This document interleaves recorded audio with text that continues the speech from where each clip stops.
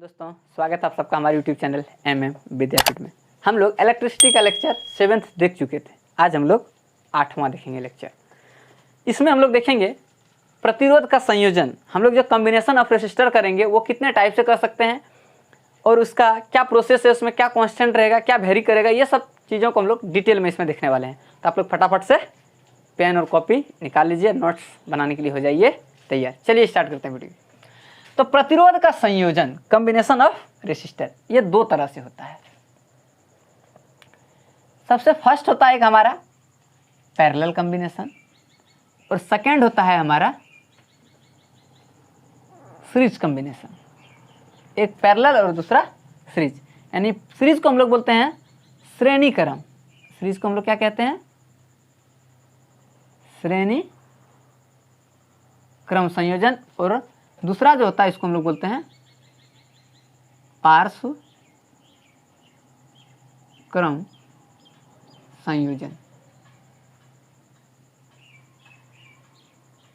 और ये हो गया हमारा श्रेणी क्रम संयोजन। अब थोड़ा सा हम लोग देखते हैं कि इस दोनों में क्या क्या डिफरेंस है। तो संयोजित श्रेणी क्रम हम लोग संयोजन कहते हैं किसको? पहले थोड़ा सा इसको समझते हैं हम लोग। श्रेणी क्रम में क्या होता है? यदि एक प्रतिरोध, यदि ये एक प्रतिरोध है, यदि पहले प्रतिरोध का अंतिम सिरा दूसरे प्रतिरोध का प्राथमिक सिरा से अटैच करते हैं, ये हो गया दूसरा प्रतिरोध। तो देखिए, पहले का अंतिम और दूसरे का प्राथमिक, फिर इसी तरह से दूसरे का अंतिम और तीसरे का प्राथमिक को अगर अटैच किया जाए तो इस तरह का कॉम्बिनेशन को हम लोग कहते हैं सीरीज कॉम्बिनेशन या क्या, श्रेणी क्रम संयोजन। ये मान लीजिए R1 है, ये मान लीजिए R2 है, ये मान लीजिए हमारा R3 है। पैरेलल कॉम्बिनेशन क्या होता है? पार्श्व क्रम, या इसको हम लोग समांतर क्रम संयोजन भी कहते हैं। इसका दूसरा एक और भी नाम है समांतर क्रम संयोजन। ये क्या होता है समांतर क्रम संयोजन? इसमें क्या होता है? सभी प्रतिरोध का प्रथम सिरा एक साथ और सभी प्रतिरोध का अंतिम सिरा एक साथ अगर हम लोग कंबाइन करें तो इसको हम लोग कहते हैं समांतर क्रम। जैसे मान लीजिए हमारा एक रेसिस्टर है, एक सेकेंड रेसिस्टर है ये, और एक थर्ड रेसिस्टर है। और यदि तीनों को एक साथ, इसका प्राथमिक सिरा ये मान लीजिए हमारा R1 है, इसको मान लीजिए ये R2 है, और ये मान लीजिए हमारा R3 है। और यदि इसका तीनों का जो क्या था प्रथम सिरा था उसको एक साथ कंबाइन कर दिया जाए और इसका जो अंतिम सिरा है इसको भी हम एक साथ कंबाइन कर दें, तो ये जो हमारा कॉम्बिनेशन हुआ, ये कॉम्बिनेशन हमारा हो गया पार्श्व क्रम संयोजन। कोई दिक्कत? चलिए अब लोग एक एक करके दोनों के बारे में अध्ययन करते हैं कि श्रेणी क्रम क्या है और पार्श्व क्रम क्या है। चलिए हम लोग सबसे पहले देखते हैं श्रेणी क्रम संयोजन के बारे में डिटेल। ये देखिए, हम 3 प्रतिरोध को क्या किया, श्रेणी क्रम में जोड़ दिए हैं। ये हमारा हो गया V वोल्ट बैटरी का, और ये क्या हो गया, यहाँ से ये करंट जा रहा है और ये आ रहा है। R1 में भी वही I करंट जाएगा, R2 में भी वही I करंट जाएगा और R3 में भी वही I करंट ही जाएगा, क्योंकि सब में करंट हमारा सेम रहेगा। क्योंकि ये श्रेणी क्रम में करंट हमारा सेम रहेगा, एक ही है ही इसमें, और दूसरा कोई इसमें पथ भी नहीं है जिससे वो करंट फ्लो करेगा। लेकिन सबका डिफरेंट हो जाएगा क्या, विभव। इसका विभव मान लीजिए वोल्टेज V1, ये V2 है, ये हमारा V3। अब देखते हैं हम लोग ओम का नियम क्या कहता है। ओम का नियम से, ओम का नियम, ये V था हमारा वोल्टेज बैटरी का। ओम का नियम से, ओम का नियम क्या कहता है? V = I R। कोई दिक्कत? अब हम लोग R1 के लिए निकालते हैं पहले V1, R2 के लिए V1, R3 के लिए V1। और दूसरी बात, ये एक हम मान लिए इक्विवेलेंट, इन तीनों के बदले में अगर एक रेसिस्टेंट लिए जिसको हम लोग लिख दिए REQ, मतलब इसके समतुल्य का प्रतिरोध, यानी R इक्विवेलेंट यानी समतुल्य प्रतिरोध। इसमें भी करंट हमारा वही I जा रहा था और इसका भी वोल्टेज वही V था, लेकिन सिर्फ डिफर क्या कर गया, यहाँ 1 2 3 R था और तीनों के बदले हम सिंगल R लिए। तो कंबाइंड R जो लिए, इन तीनों के बदले क्या लिया जा सकता है, इस चीज़ का हम लोग चर्चा करेंगे। तो ओम का नियम से क्या होता है, V = I R। अब हम R1 का विभवांतर, R1 का विभवांतर, ये V1 हो जाएगा। इसी तरह से अगर हम R2 का विभवांतर निकालें तो ये हमारा V2 हो जाएगा। और इसी तरह से अगर हम R3 का निकालें विभवांतर ये हो जाएगा हमारे पास V3। तो हम यहाँ से अगर लिखना चाहें तो V1 is equal to V is equal to I है, तो V1 is equal to I1 R1, लेकिन I तो सब में सेम है और वो हमारा फिक्स है I, इसको लिखते हैं हम लोग I R1, सेकेंड को I R2, इसी तरह से तीसरे का हो जाएगा I R3। ये तीनों का हमारा क्या हो गया, अलग अलग विभव निकल गया, V1 V2 V3, और ये हो गया I R1 I R2 I R3। कोई दिक्कत। अब हम जानते हैं अगर इसके लिए बात करें तो इसके लिए हमारा क्या हो जाएगा, V is equal to I R equivalent, V is equal to I R equivalent. अब हम कह सकते हैं कि इसमें जो सब वोल्टेज का जो जोड़ होगा यही वोल्टेज के इक्वल होगा, तो यानी हम कह सकते हैं कि V is equal to V1 plus V2 plus V3। अब V1 के बदले हम क्या लिख सकते हैं, यहाँ से देखिए आई R1, सॉरी V के बदले आई आर ई क्यू, ये हो गया, इज इक्वल टू V1 के बदले आई R1, V2 के बदले आई R2, V3 के बदले आई R3। यहाँ तक कोई दिक्कत। अब क्या करेंगे, I को ले लेते हैं हम कॉमन, I को क्या कर लेते हैं इसमें कॉमन, ये हो गया हमारा I R equivalent is equal to I अगर ले लिए कॉमन तो यहाँ बच गया R1 plus R2 plus R3। कोई दिक्कत।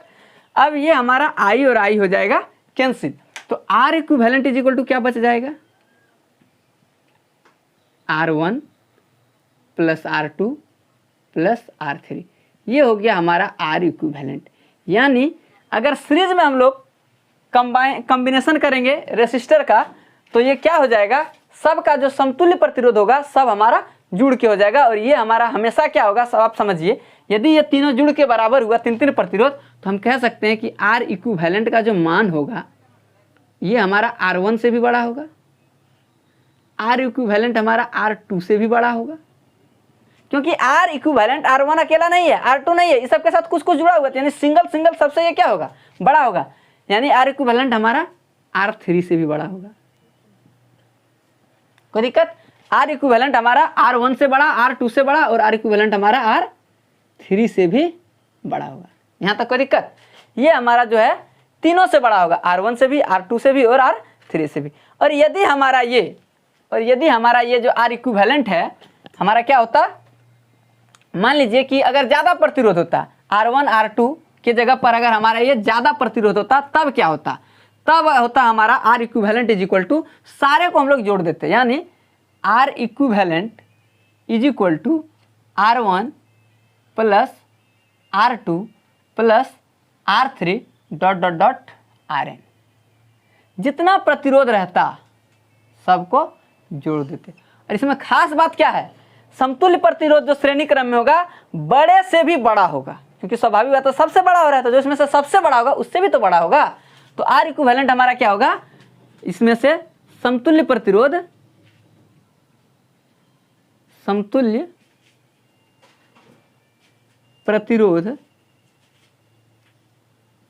सबसे बड़े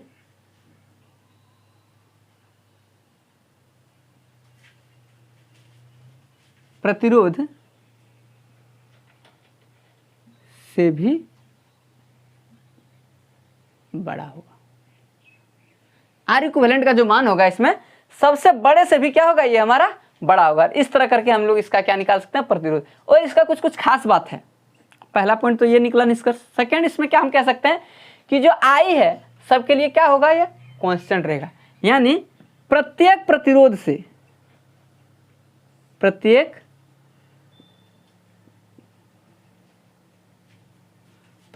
से समान विद्युत धारा प्रवाहित होगी।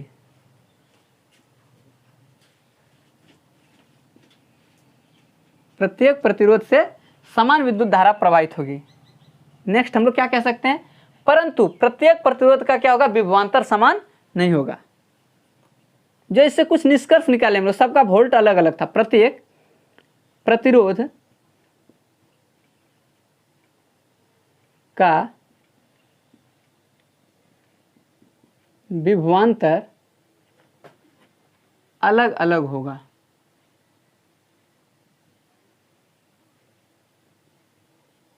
कोई दिक्कत? और स्वाभाविक बात है, जब इसमें आर इक्विवेलेंट बढ़ जाएगा तो हमारा क्या होगा, वोल्टेज घट, ये मतलब आई जो है वो घट जाएगा। आप अगर देखेंगे घर में जो हम लोग यूज करते हैं, अगर ये तो घर में जो हमारा कॉम्बिनेशन होता है वो इस क्रम में नहीं होता है कि R1 R2 R3 इस तरह से जोड़ दें। उसमें क्या होता है, आप अगर एलईडी बल्ब को देखे होंगे वो तो किस तरह से उसमें रहता है, मतलब जो क्या बोलते हैं चमकने वाला वो झालर टाइप का जो बल्ब आता है वो इस तरह से उसका कॉम्बिनेशन होता है। यहाँ से एक बल्ब रहा, एक बल्ब फिर यहाँ रहा, एक बल्ब फिर यहाँ रहा, इस तरह करके ये बनता है। और एक वायर होता है जो सीधे इधर चल जाता है। और ये इस तरह हमारा कौन सा कॉम्बिनेशन में हो गया, सीरीज में हो गया। और इसकी वजह से ये हमारा एक बल्ब कभी फ्यूज नहीं होगा। अगर सिंगल बल्ब निकाल के आप लगा देंगे तो फ्यूज कर जाएगा, लेकिन इसको लगाएंगे तो फ्यूज नहीं करेगा क्योंकि इसमें रेसिस्टर बढ़ गया। घर में अगर आप 4-5 बल्ब को इस तरह से जोड़ देंगे, सीरीज कर देंगे, तो एक भी बल्ब बढ़िया से नहीं जल पाएगा। तो हमारा जो घर का कनेक्शन होता है वायर का, वो हमारा इसमें नहीं होता, वो होता है हमारा पैरेलल में। इसके बाद हम लोग उसको देखेंगे। तो इसमें क्या होता है, प्रत्येक प्रतिरोध का विभवांतर भी हमारा अलग अलग होता है। उसके बाद अगर इसमें से एक भी बल्ब खराब हो गया या एक भी प्रतिरोध हट गया आपका लगाया हुआ, तो ये पूरा लाइन का जो है कनेक्शन आई हमारा ठप हो जाएगा, आई नहीं इसमें जाएगा तब, क्योंकि ये हमारा सर्किट पूरा नहीं कर पाएगा। तो हम कह सकते हैं कि एक प्रतिरोध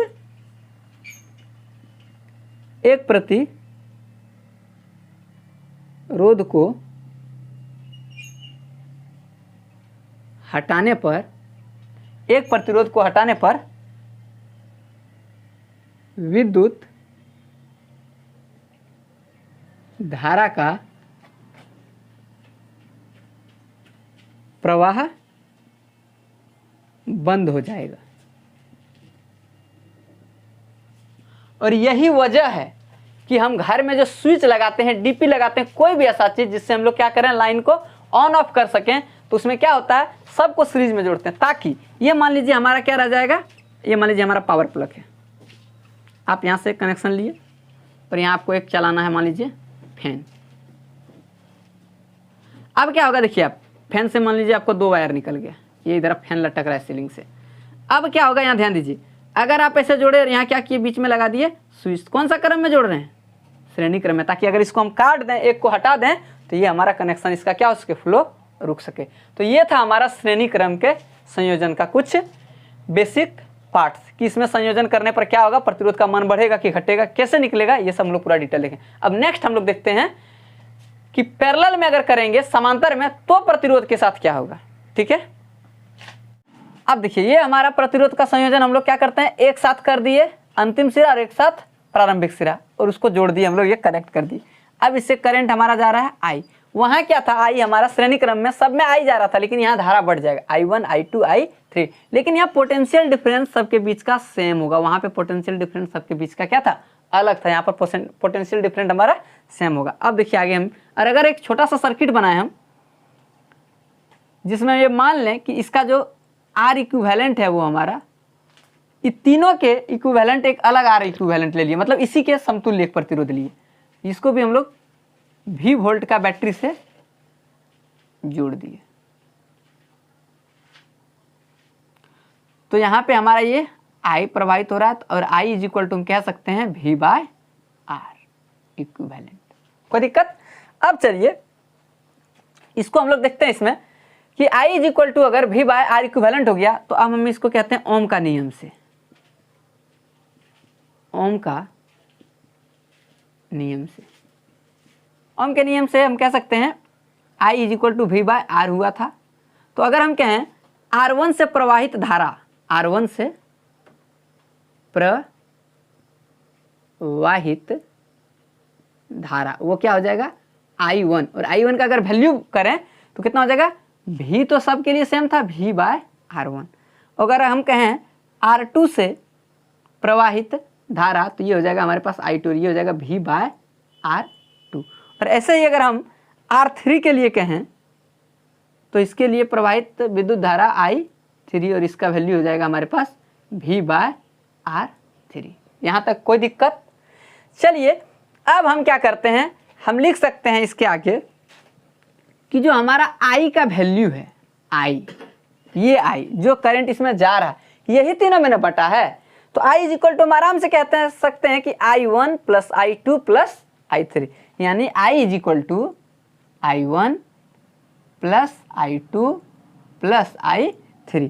तो I का वैल्यू क्या लिख सकते हैं हम अगर यहाँ से लिखें तो V by R equivalent, V by R equivalent is equal to I1, I1 का मान यहाँ से हम लिख सकते हैं V by R1, V by R1 plus I2 के लिए हम कह सकते हैं V बाय R2, और फिर हम I3 के लिए कह सकते हैं V बाय R3। तो इसके लिए लिख कह देते हैं हम लोग V बाय R3। अगर हम यहाँ से अब सब V को कॉमन ले लें तो V R इक्विवेलेंट मतलब समतुल्य प्रतिरोध, और अगर V कॉमन ले लें तो 1 by R1 plus 1 by R2 plus 1 by R3। ये भी अगर कैंसिल हो जाएगा तो 1 R equivalent is equal to 1 बटे R1 प्लस 1 बटे R2 प्लस 1 बटे R3। ये हो गया हमारा समतुल्य प्रतिरोध। अब इसमें देखिए समतुल्य प्रतिरोध का व्युत्क्रम जो होता है प्रत्येक प्रतिरोध के व्युत्क्रम के योग के बराबर। समतुल्य प्रतिरोध का जो व्युत्क्रम हुआ, व्युत्क्रम मतलब उल्टा देते हैं इसको, तो प्रत्येक प्रतिरोध के व्युत्क्रम के योग के बराबर होता है। अगर हमारे पास बहुत सारा प्रतिरोध रहता तो R equivalent is equal to हो जाता 1 by R1 plus 1 by R2 dot dot dot 1 by Rn। जितना भी R रहता सबको हम लोग क्या करते सीरियली ऐड करते जाते हैं। कोई दिक्कत? ये हो गया। अगर आप इसमें से बात करें कि R इक्विवेलेंट जो इसमें क्या होगा, अब R इक्विवेलेंट यानी R इक्विवेलेंट का जो मान होगा हर प्रतिरोध से छोटा होगा, हर प्रतिरोध से छोटा होगा, यानी R इक्विवेलेंट का मान सबसे छोटा होगा। हम कह सकते हैं R इक्विवेलेंट प्रत्येक प्रतिरोध से छोटा होगा। यानी वहां क्या होता था, R इक्विवेलेंट जो श्रेणी क्रम में होता था प्रत्येक प्रतिरोध से बड़ा होता था, और यहाँ प्रत्येक प्रतिरोध से छोटा होगा, अर्थात छोटे प्रतिरोध से भी छोटा होगा। इसीलिए इसमें अगर आप श्रेणी क्रम में जोड़ देते हैं दो बल्ब को, मान लीजिए एक बल्ब ये है, श्रेणी क्रम में आप अन्य बल्ब को जोड़ते हैं, तो इसको अगर आप समांतर क्रम में जोड़ते हैं, अगर आप इसको समांतर क्रम में, इसका जो प्रतिरोध होगा आपके पास छोटे का जो प्रतिरोध है उससे भी छोटा होगा, यानी इसमें करंट क्या होगा, बहुत ज्यादा फ्लो करेगा। हमारा घर का जो वायरिंग होता है ऐसे ही होता है, सबको हम लोग मेन वायर से भी कनेक्ट करते हैं, मेन वायर से पंखा अलग, मेन वायर से बल्ब अलग, मेन वायर से ट्यूबलाइट अलग, सब कुछ अलग अलग होता है, मेन वायर से फ्रिज अलग, क्योंकि अगर हम लोग पैरेलली कनेक्ट करेंगे तो उसमें वोल्टेज हमारा क्या हो जाएगा, मतलब ये वोल्टेज तो अलग अलग होगा, जिसकी वजह से आई हमारा बहुत घट जाएगा उसमें, और इसमें हमारा क्या रहेगा, जितना भी हम यूज करते हैं इसमें हमारा रेजिस्टेंस कम होता है, जिसकी वजह से विद्युत धारा का प्रवाह ज्यादा होता है। तो आर इक्विवेलेंट का मान प्रत्येक प्रतिरोध से छोटा, अर्थात छोटे से भी छोटा। और दूसरी बात इसमें क्या होगा, उसमें आई समान होता था, इसमें आई समान नहीं होगा, इसमें क्या समान होगा, भी, यानी प्रत्येक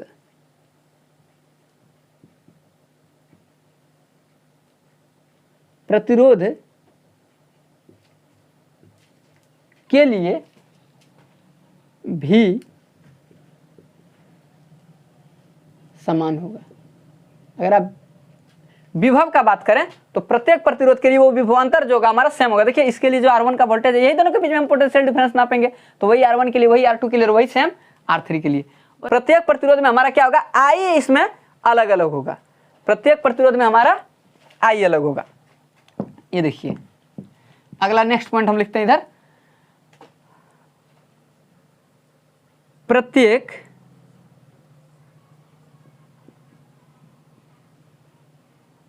प्रतिरोध में विद्युत धारा का प्रवाह